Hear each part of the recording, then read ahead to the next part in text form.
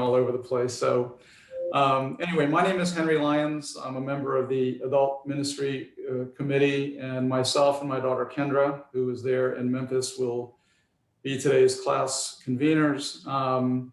Before I introduce our speaker and our topic, I just wanted to cover a few housekeeping rules. We're going to end on time, which is 10:40 local. And if possible, let's save 2 or 3 minutes of that so we can close in prayer and so I can announce next week's presenter. You're all invited to attend the 11 a.m. Worship, and you're all encouraged, if you don't know those in the room or those on Zoom, to reach out, introduce yourself, make sure we know each other. And if you're on Zoom, if you could keep yourself on mute, or Jonathan may be doing that anyway. But of course, if you have a question or want to participate, just raise your hand and we'll allow you to speak. So, context about today's topic. The committee tries to make the topics relevant. And when we were talking about topics for this summer series, go back 3, 6, 9, 12 months. Think about all that was going on. Think about what's still going on. And one of my personal frustrations was I don't mean our Idlewild, I mean the population in general, our inability to communicate, to see the other side of an issue, to put yourself in someone else's shoes. This whole us versus them mentality, it was frustrating to me and still is. And when I thought about who or how I might introduce this topic to Idlewild, it took me about 32 seconds to think of Erica DeBruce. I've known Erica for a little over 5 years. We used to work together, and she was in charge of our diversity and inclusion efforts.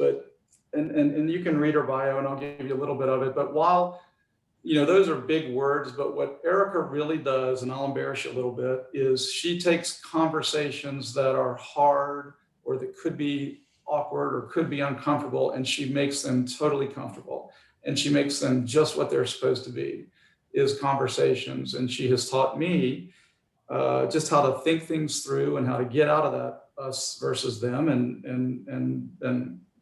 I'm hoping that we have the same experience here. She just really makes you think. So today's topic, don't we all matter? How we unconsciously perpetuate an us versus them mentality. Erica is going to walk us through some training about a discussion about how we might be aware of these unconscious drivers and maybe do something about it. She holds a degree in speech communication from Bradley University and a strategic diversity and inclusion management certificate from Georgetown. And she has brought this type of training to companies, nonprofits, educational institutions in 26 states in 10 different countries. So with that, Erica DeBruce, welcome to Idlewild. Awesome, thank you, Henry. Well, thank you so much for allowing me to be with you today. And thank you, Henry, for thinking of me. Henry and I have had some very deep conversations, and so we're going to have one today. So I'm beyond excited to be with all of you. So when we think about kind of our world, that doesn't work, there we go. Our world is more divided than ever. If you think about just the media, if you tweet or link or Facebook or whatever from a social media perspective, you have seen it.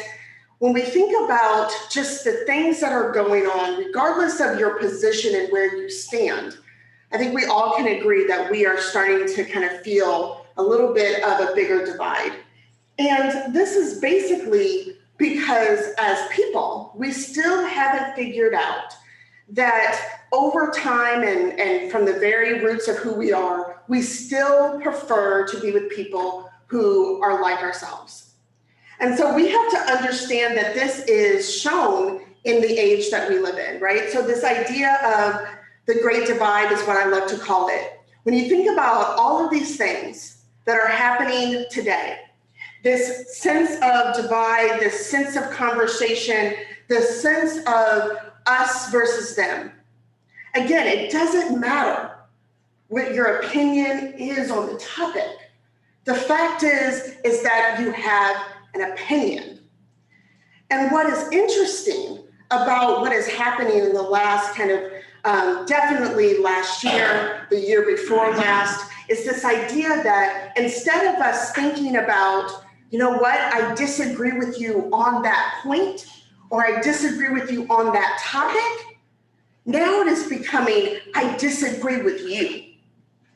I don't like you, not the topic, but now we have kind of thought about it as a person, and we have connected these types of things to people's identity.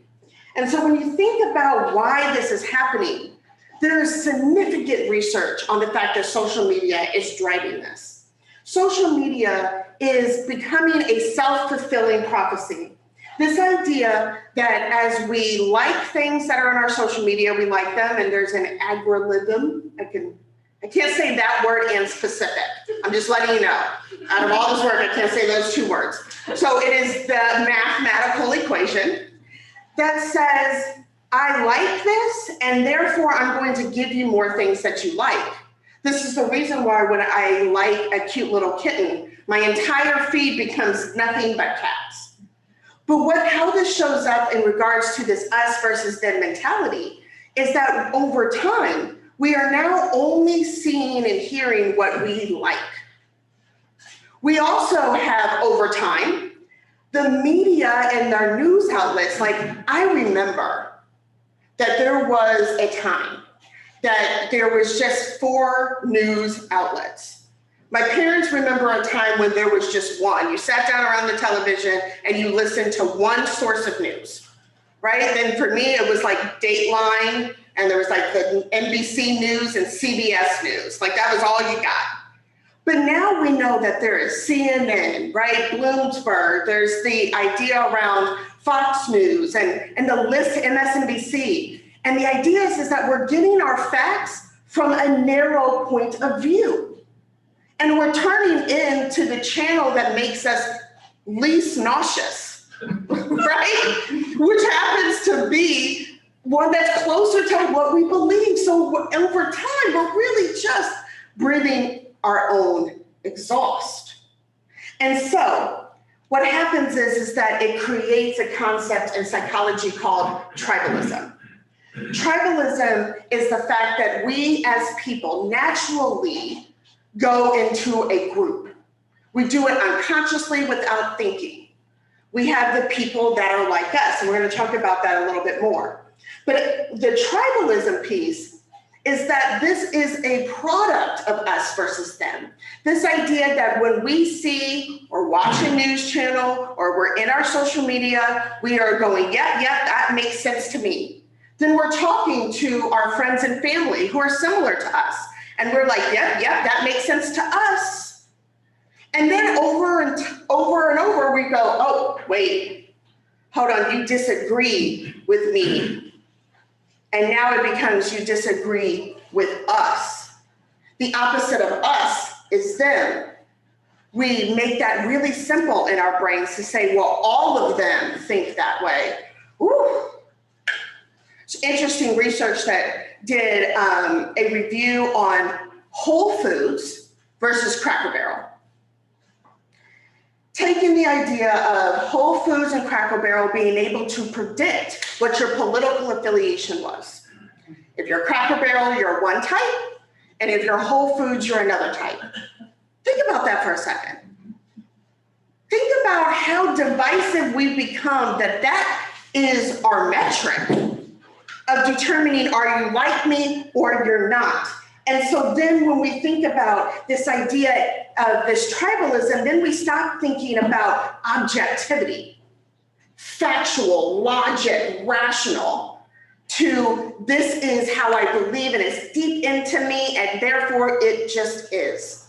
We're going to explore that today, and we're also going to explore the fact that this is driven by biases.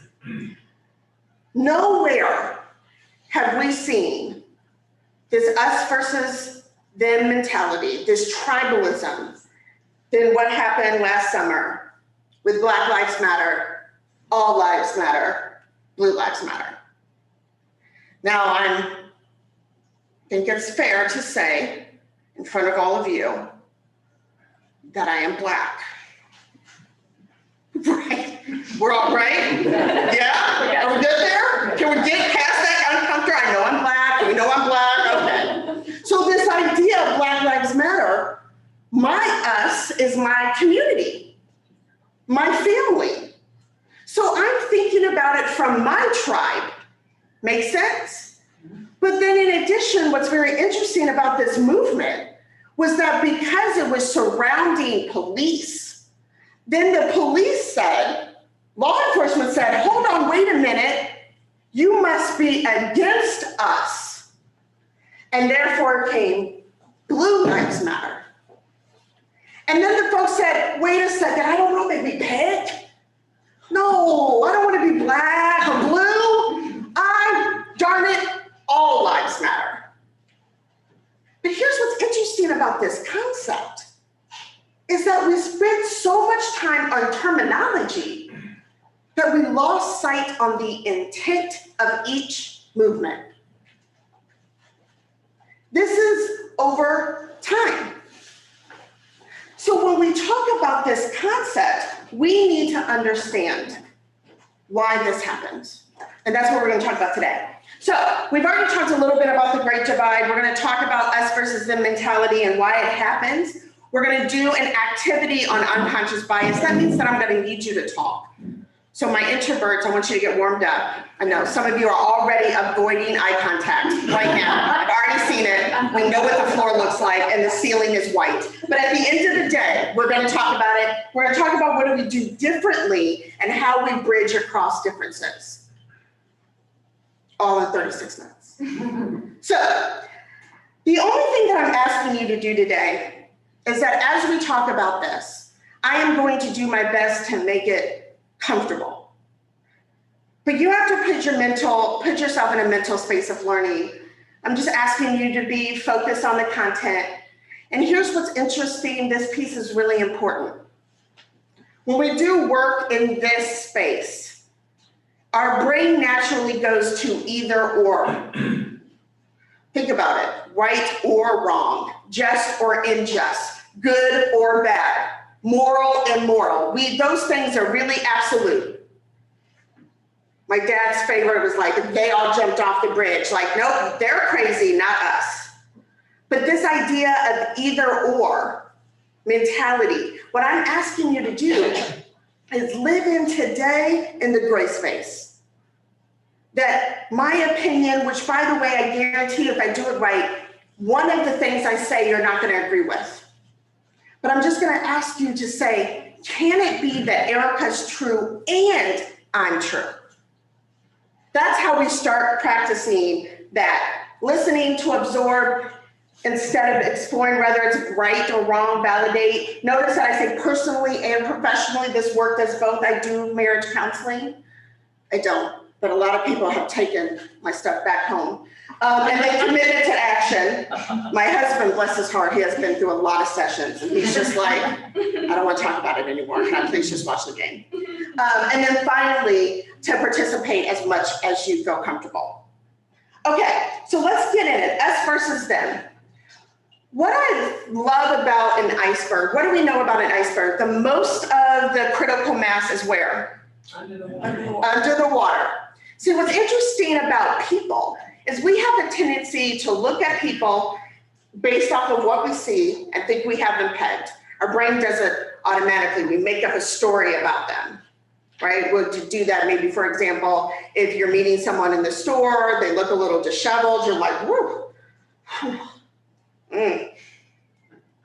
Little judgment there. You don't know what happened, right? We don't know their story. But we have a tendency to base our decisions on what we see, when really the most of what a person is the stuff that we can't see, that we have to engage and talk to them about to learn.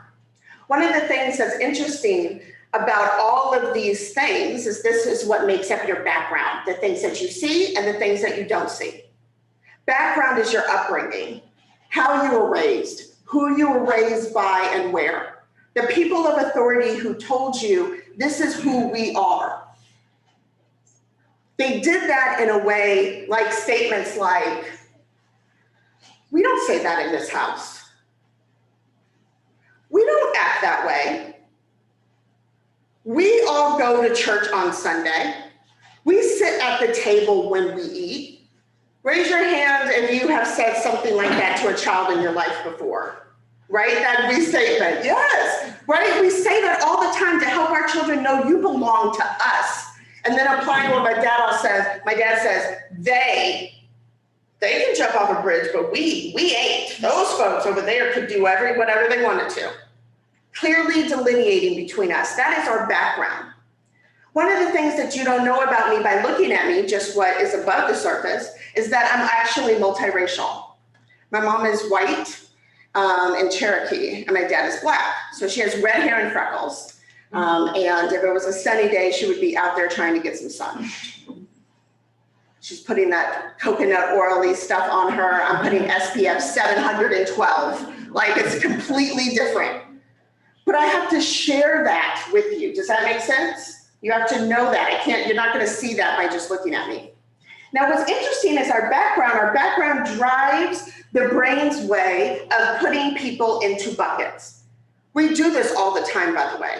Walmart or Target, Toyota or whatever. We do this in our brains all the time. We put things in file folders. It helps us remember things and go back to the process later. One of the biggest ways that we do categorization is actually classifying people. And the number one classification that we do, file folder that we use most often, is us versus them. This is because we are socialized to think that way. If you don't believe me, I want you to think about stranger danger. I have a little 5-year-old boy. I have taught him everything is scary and everyone is scary. He won't talk to anybody. I'm like, Bryson, talk to them. He goes, they're a stranger. I'm like, don't be rude. You told me not to talk to them. Do you know what I'm saying? Like, this is what I mean by socialization. I have taught him this. I also have taught him to stand up when a lady comes to the table. I've also, taught him to, when somebody, makes sneezes, to say, bless you. He, 5 years, 20 years, 30 years, he's still gonna somebody sneeze, he's gonna say, bless you. Probably has no reason why. Does anybody know why we do that? Maybe not, but somebody told us to, so we do it. That's what I mean by that, right? And so socialization converts a human, an individual, into a social person around group. It also helps us see our worldview. It helps us give the lens that we use to determine if we like somebody, agree with someone, disagrees. And we internalize that so deeply, we don't ever question it. We never question it. It's just as right as rain. So when we think about this idea around background, that categorization of us versus them is really dependent on how we view group. Remember, we divide ourselves as groups, as humans. And so when we think about the folks that are in our in-group, these are the people who are like ourselves. I don't want you to get hung up on anything specific. These are the things that you have other things in common with, right? So this idea of going, we go to the same church, we live in the same neighborhood, we went to the same school, we play the same sport, we're both in scouts, we went to the same sorority, fraternity. All these things, our brain is doing that. If you don't believe me, I want you to think about the good old days. Oh, before COVID, when we actually went to networking events and walked into rooms and just talked to strangers. D&I practitioners, who I am, diversity and inclusion practitioners, said that all that is small talk. Small talk is designed to determine how much someone is like you or not like you. Is it not? Don't we have a quick conversation with them to say, do I want to continue talking to you or act like I just got a phone call? This idea around the people who are like us, we have a tendency to relax our shoulders. We're able to be authentic. They get our jokes, we get their jokes. We don't think anything of it. This is our people. The opposite of that, those strange ducks, those ones that we're not quite sure, you've reached out your hand to shake somebody's hand and I don't know, they did something weird or they didn't quite, and you're just like, that's weird. You don't think anything of it, you just keep moving on, but in your brain, you're like, I don't know. I have a younger brother, his name is Gregory. He goes by G Money. I can't make that up. And he has explored his identity through tattoos. So he is fully covered. Recently, he got a tattoo of an eyeball on his Adam's apple. See? Yeah, you got me? He did it so that when he swallows, it blinks. Yeah. So if we see him, we'll know it. You sure will. Please know that when some people meet him, they go, what is that? And then he swallows and it's flicking at him and they're like, what is that? Right? That's from their lens. Do you get what I'm saying? It's their upbringing that says, wait a second, what is with that? My son only knows his UG. That's what he calls it, Uncle Gregory. He only knows him that way. He thinks tattoos are cool. He goes up to people and goes, nice ink. That's his upbringing, not mine. So when we talk about out-group, I'm gonna play a video for you.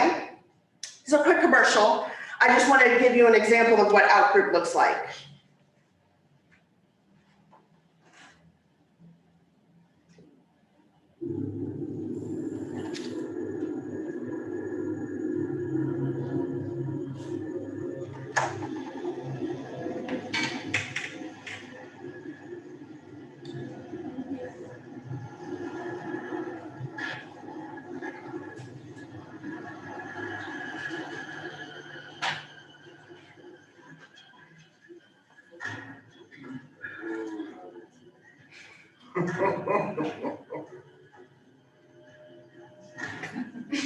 Go.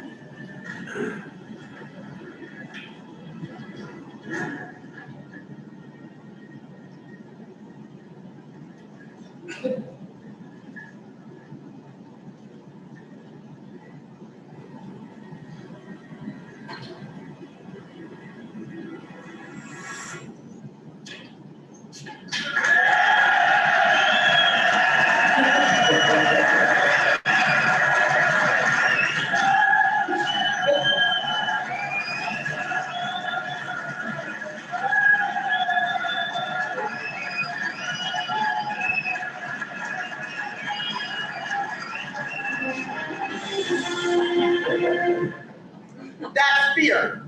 You see how many people walked in and right? Some people are like, oh, wait a minute, why are you going in there? Do you get what I'm saying? That's a natural, unconscious, they didn't think about it, response to out-group. That's what I mean by that, right? But in-group is so powerful. We have the choice as human beings to create fellowship, to create community around folks who are different. We can define our own in-group. And when we do, it is awesome.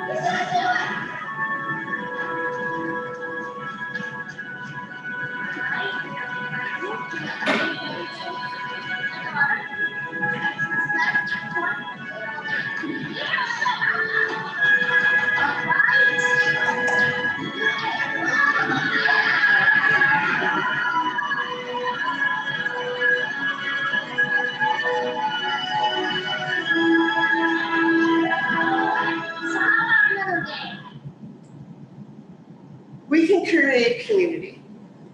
But we have to understand that it's not because we are awful people lurking in the shadows to be judgmental and have bias, but actually are unconscious, driven by how we were raised, how we were socialized through the media, through the people that we are connected to, has given our unconscious a worldview, a frame of reference.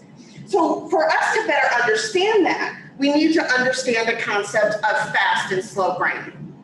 So although I have certifications in neuroscience, I am not a neuroscientist. So I had to find a way to break this down in Erica terms. So here's my attempt. First and foremost, we have three parts of the brain. We have the reptilian part of the brain, which is at the base of our neck, right? This is where our emotions live. This is where fight or flight lives. The second piece is the mammalian part of the brain, our ability to be able to kind of process those emotions that are coming out of our reptilian part of the brain. And then we have the neural cortex, which is at the front. That's what makes us special as human beings. Other animals don't have the ability to be logical and rational. We are going to do an activity that shows the difference between fast brain, or system one thinking, and slow brain. So what I'm going to ask you to do is, for the folks who are on the phone, I want you to participate. You are going to stay mute. You're going to yell at your computer. Nobody is going to judge you. You're going to help me to see if their mouths are moving. Yes? Great.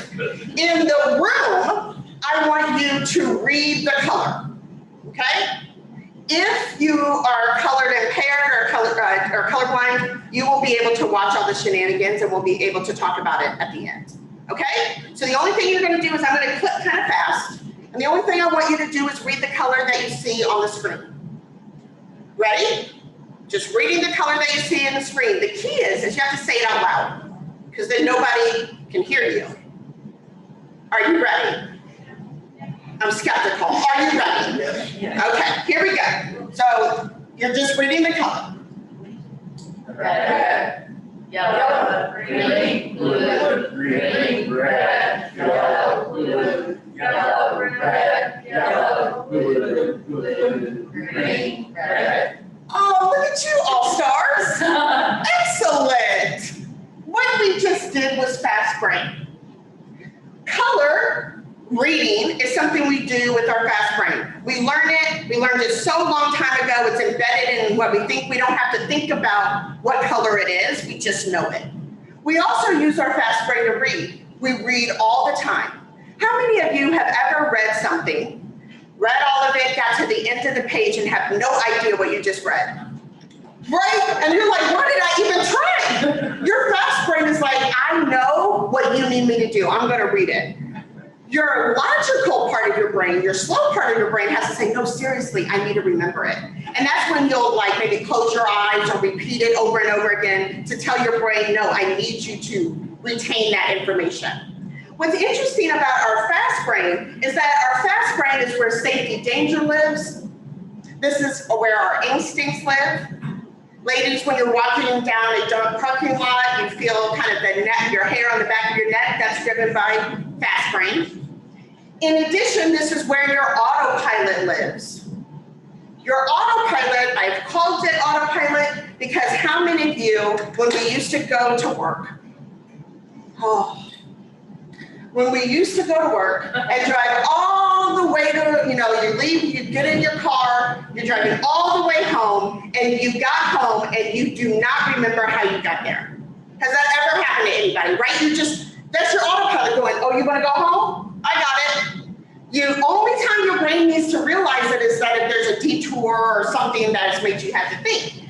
On the other side of that is the mammalian part of your brain, where your emotions, pleasure, pain, and connectedness. Okay, fast brain. We use this part of our brain 80% of the time. Now, let's talk about slow brain. We're going to do exactly what you did before. Are you ready? Yep. You're going to read the color. I want the same fervor as you did before. Did they participate on the phone? Yes. But they got like a C minus. Some of them have their video off. Okay, fair. Okay. All right, is Henry participating? Henry's Okay, all right, that's what matters. Okay, here we go. Are we ready? You're gonna read the color out loud. Here we go. Red, Green, blue, yellow, orange, green, orange, red, blue, red, yellow. What happened? Y'all were so ready. Yes, the words and the colors don't match, right? Some of you deliberately did slower, and I love the folks who, when they're wrong, they get louder. Anybody notice that? Blue! So, what happened is that your fast brain and your slow brain competed. Your fast brain said, ooh, I know exactly what to do. Because there's something that I said to you right before that triggered your autopilot. I said, you're going to do exactly what you did before. Your autopilot got excited like my puppy when I get home. It's like, yes! So what happened is your fast brain was like, I'm just gonna read. Your slow brain was like, hold on, we're wrong. Slow brain is where your rational, logical part of your brain lives. But remember, what is the percentage I told you that we use our fast brain? How was the percentage? 80% of the time. That means that we only use our logical part of the brain 20% of the time. What's scary about this is that our fast brain is where stereotypes and biases live. If we're going to answer the question on how does our unconscious drive the us versus the mentality, it's this. We use our fast brain 80% of the time, and it is riddled with stereotypes and biases. The way that we overcome it is by using our slow brain.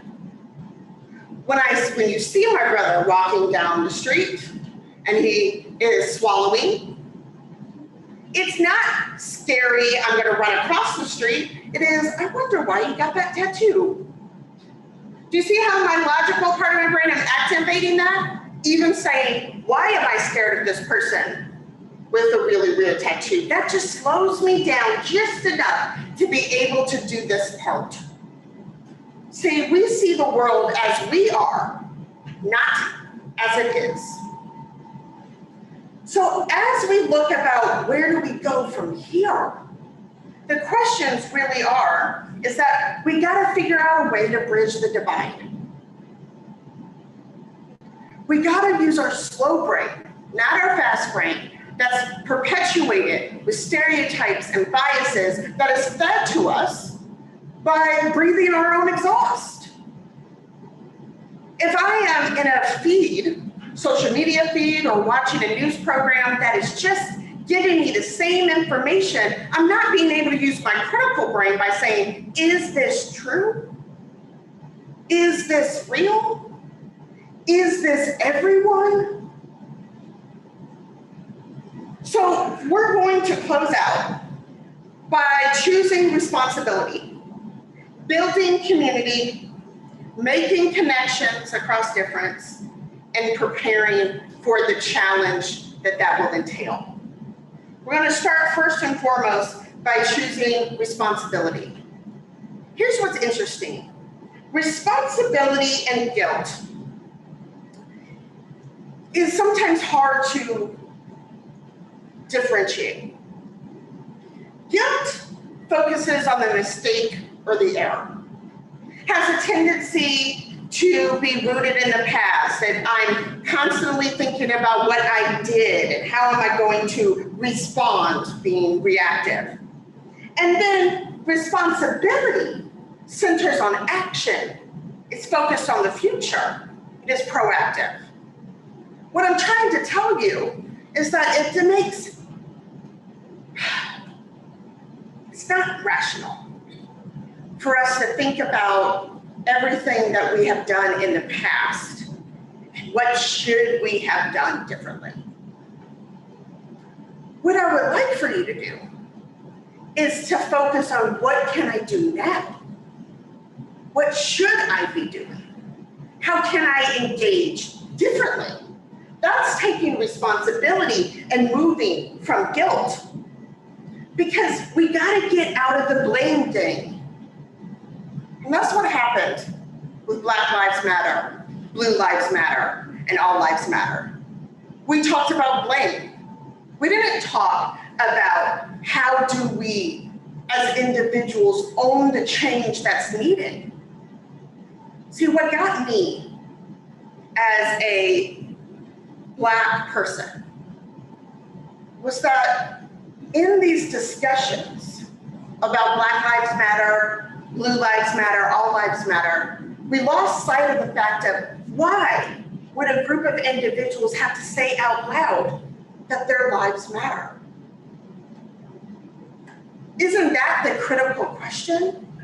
Isn't that the logical, rational side of the brain of going, why would I fear for my little boy who's 5, my husband who's a Black male, and my dad who is Black? Last year, my brother got pulled over 21 times by police officers. I'm a huge supporter of law enforcement. Do you see how that is an and both, not either or? Yes, he never got a ticket.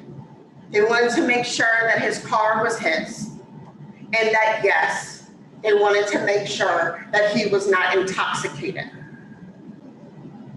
Was he driving irrationally? No. Did he fit a stereotype? Probably. Does that make all police officers bad? Absolutely not. And can I still support law enforcement? Yes. Do you see how I got out of blame and transitioned to own? Because if we focus on blaming, that deflates the purposes instead of empower us to do something different. Community is so powerful in this idea around bridging the difference, bridging this divide. If we can build community, a group of interdependent people of different backgrounds, that's key. If they're exactly the same, if they came from the exact same mate, they would be family.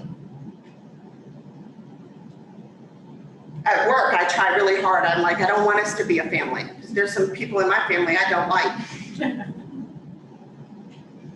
Community is a choice. I can't choose my family. Community, I choose who I let be in my community. That makes me go back to responsibility and owning, right? But look, all these key things to having community with intentionality, meaning being deliberate.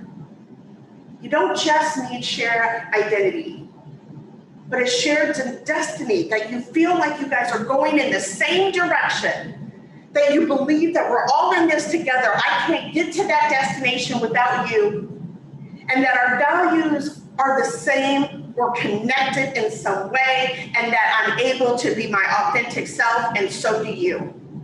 Because if I'm not able to be authentic, then I'm changing who I am to fit the community. And that's what is called assimilation. We don't want that. I don't want to change, just fit. I need to be able to fit. But do you see how we can do this today? I do this deliberately when I have get-togethers at my house. It's very easy for me just to do my clique, my normal people, but I try really hard to hit those 4 people, 5 people that really burn my butter. I just try to, love them, bring them in, try to find similarities, but that's a choice I have to do. And so when we talk about building bridges, we have to make connections. We have to understand our own background, our own upbringing, and how that clouds who we bring into our group. We have to use our slow brain, not our fast brain, where it's really easy to read those colors, that we have to slow down and think, am I thinking of everything? Do I understand the different points of view? And then micro affirmations are the subtle ways that we tell people they're part of my group.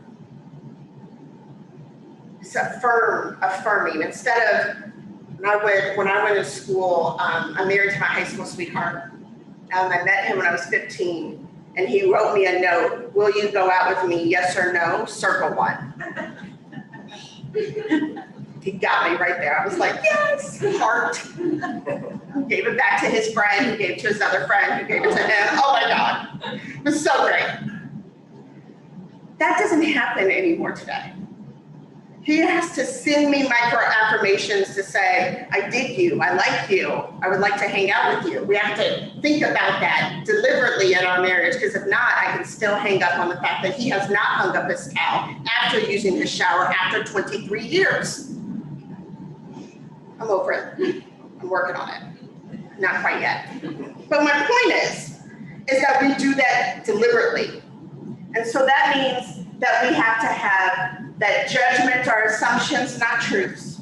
We have to realize that we require us to skip the first reaction. Do you hear what I'm saying? How many times has somebody around you has said that the first impression is the what? Best impression, right? Wrong. First impression is your fast brain. First impression is only allowing all your stereotypes and biases be projected on the person you're just meeting, because you realize you know nothing about them, right? I have so many people come up to me and go, Erica, after I do a training, they're like, oh my God, I love you. You're so great. You remind me of my sister. And I'm like, then you don't love me, you love your sister. I just happened to remind you of your sister, so you projected that love on me. You know nothing about me. I could be a serial killer. See that? First impressions is not the best impressions. And that we have to bridge the divide by asking curious, non-judgmental questions. I'm going to use my relationship with Henry as an example. Henry and I could not be more different. He's white, I'm black. He's male, I'm female. He's good at numbers. Let's just say I took Math 101 every semester in college. Every semester. At the end of it, at the end of my school, they literally just passed me because the teacher was like, she cannot come in my class anymore. Do you know how bad at math you have to be to not memorize the test? You've taken it 8 times, you realize that, right? Like I should have just been able to memorize what he was saying. Still no. So Henry and I could be not more opposite, him being the chief financial officer.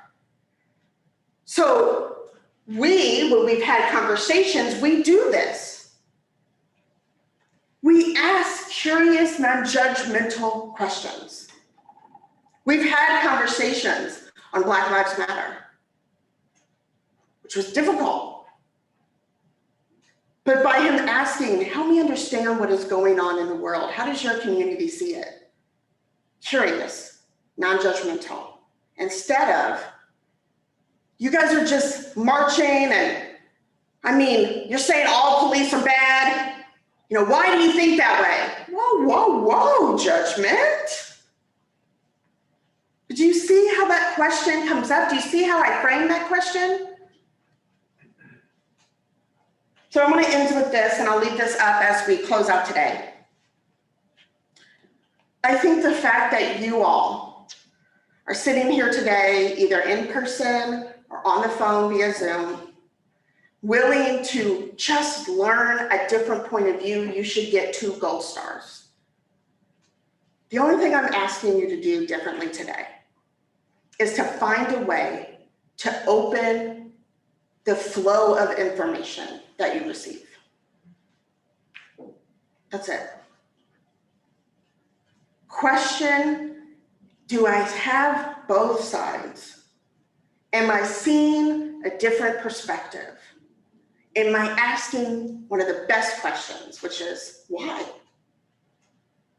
If you do that, we can bridge those differences. The conversations don't become adversarial because they're rooted in community. By being members of this church, you have a built-in community.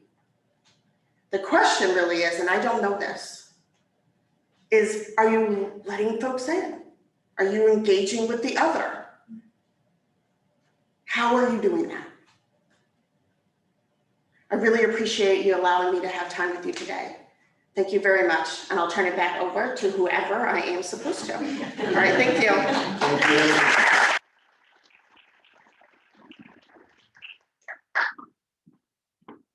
Do you have time for questions? Yeah, do we have second question? Look at me, I have 3 minutes. Look at my time. And I started late, yeah. And, I'll invite our listeners at home to put a question in the chat, and I'll be glad to read it. But otherwise, I'll open the floor up. Any questions? Or comments. I'll start then. It seems like in today's, especially political world, that the us versus them mentality is the fastest way to a successful fundraising campaign, both politically. I mean, that seems to be the constant message. So what do you think the solution there is? Is it simply a matter of just turning off the media and stop giving them the audience? Or is it? So I'm going to tell you a research-based answer, and then I'm going to tell you an Erica answer, because they sometimes research and Erica don't agree. A research-based answer says that you can continue to participate in and watch media as long as you get a counterpoint wherever you can. So for what that looks like for me is that I watch Fox News in the morning, and then I watch CNN in the evening. And that's how I balance my worldview. One is easier for me to tolerate, but that is with any news media, that's right. But at the end of the day, that's how I get my balance. Because if not, I'm just breathing my own exhaust. So you can still participate as long as you are getting a counter. And you don't have to agree with your counter. You just want your brain to see that there's a counter. That helps us get our unconscious to the conscious. That's the research-based answer. The Erica answer is that we, I think, as people, and I said this a little bit at the beginning, which is that we have to separate the ideals and the ideology from identity. Over time, we have blurred that to a point that we don't know the difference between a person and their viewpoint. Before, we had the same disagreements on fundamentals, always. They've never gone away, right? You have this idea around, the LGBT community, what your thoughts about race, what your thoughts is about welfare, what your thoughts, I mean, the list can go on and on and on and on. Those things have been in existence forever. The difference today is that because, and I believe this and research that support it, is that because of social media, our world, we have lost the blur, our lines of political, professional, personal have blurred. We are talking more about our personal lives in the work environment. When my dad was in the work, he never talked about his personal life. You knew that he had children because he had one photo in his office. That was it, right? Like, you never talked about it. And now that's common. Your best friend is on your Facebook, but so is your coworker. Like that, those lines are blurring. And when that happened, the ideology, the viewpoints as an individual has been now so linked to this is who you are. And when we do that, we cannot no longer disagree on the viewpoint. We now disagree with the person. And that's why it feels so adversarial and so disconnected. And that's why I say the best way of doing that is just expanding your frame of reference. So you don't get that tunnel vision that can happen over time. That's what's happening today. So I appreciate that question. Fox News in the morning. You can do whatever you want to do, but the same thing would be newspapers. Like my husband watches one news channel and then he reads his newspaper and he gets a balance there. Like you just want to get balance however that looks like. Yes, sir, please. Do you think that you can teach this to children, and if so, at what age, and might that be a long-term solution? Yes. So one of my biggest passions is actually teaching 2 children. So one of the great things I'm going to just talk a little bit about University of Memphis. So University of Memphis invited me in to kind of help the faculty teach upcoming teachers on these types of topics, and really try to be more inclusive in our terminology. Teachers today are in the middle of gender identity, sexual orientation, like these are things that is not being taught in schools today. And I don't necessarily, regardless if you believe that or not, we can say that our children are more aware of it today than they've ever been aware of it before. And we haven't necessarily prepped our teachers on how to handle those conversations. In addition, that has taken the next step further of saying, how do we engage students? Right now, there is significant work that is being done in that middle school age. So once they get into 6th, 7th, and 8th grade, preparing them for high school, because high school is where they really feel the pressures of diversity as a whole, right? There is some significant research that is too late. That by the time you get to 6th grade, you're already kind of clicked up, you already are ingrained in your upbringing, you really feel like you know who you are. Not that they do, we know that they don't, but they feel like they know who they are, and that the best age is really around 3rd grade. I said I have a little boy. We have been having these conversations forever. He has, G.I. Joe men of all different colors. He has, really grown up understanding. We have a G.I. Joe, the first G.I. Joe, who has one of his arms are missing, as if he was injured, and he plays with him in a way that he can't go to his right mommy because he got hurt. All of those like empathy and things he has learned forever. So it depends on where you sit, but the research shows that 3rd grade is probably the best age. But currently today, a lot of schools are starting to introduce some of these concepts at 5th grade, going into 6th grade. 6th grade, apologies. Great question. Thank you, sir. We are unfortunately almost out of time, and I want to save time for Henry. He wanted to close us in prayer and also make an announcement about next week. So, Erica, thank you so much. Thank you so much. Yeah. And Henry.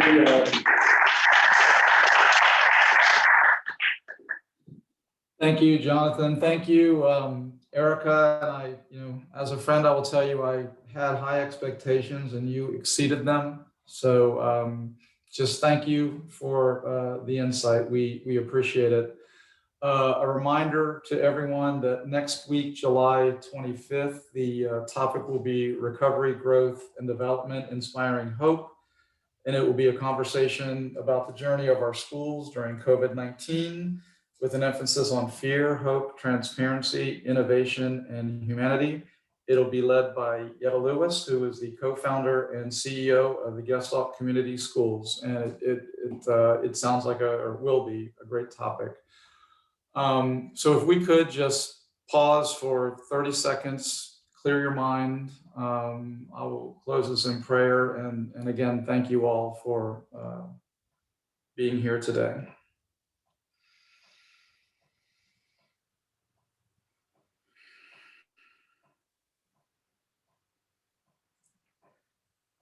Dear Jesus, Heavenly Father, Lord, I thank you for the blessings in our life. I thank you for the blessing of today's session.